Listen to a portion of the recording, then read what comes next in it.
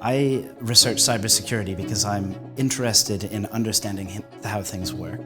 And computers are a complete mystery. They're sort of very opaque.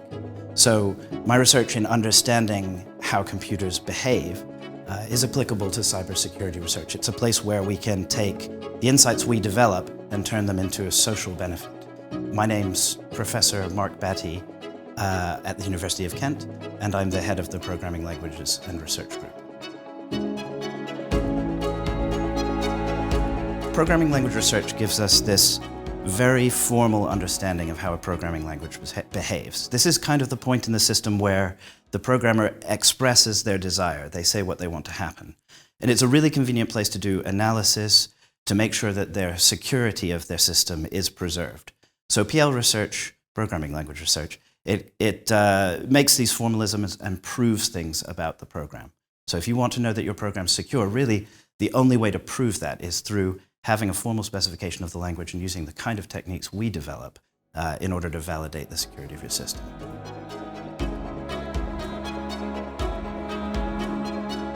We have several strands to my work. The first one is to look at the C and C++ programming languages. So these are the languages that underpin essentially all computer systems. They have a specification document called the International Standard. And it turns out, you'd hope that that was really well defined and didn't leave any space for errors to creep in or misunderstandings, but it isn't. So we found major errors in the International Standard, and we went to the ISO, the International Standards Organization, to fix those errors. So this is defining the bedrock of the system, is the first step in proving security properties. So another strand of our work is to look at prototype hardware that comes from the ARM Corporation, who make the processors in your phone. So they have a new processor, which is part of a big government strategy to provide more secure systems called Digital Security by Design.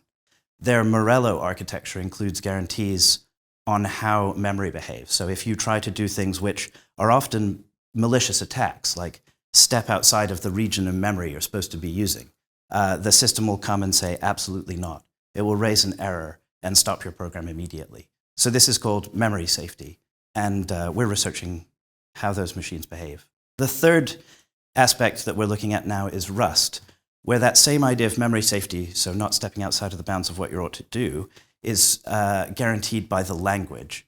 So this means that when you compile your program, the language is going to say you obeyed certain rules about what you should and shouldn't be doing. These are all related to cybersecurity because the most exploitable behaviors in programs are precisely the ones that memory safety gets rid of.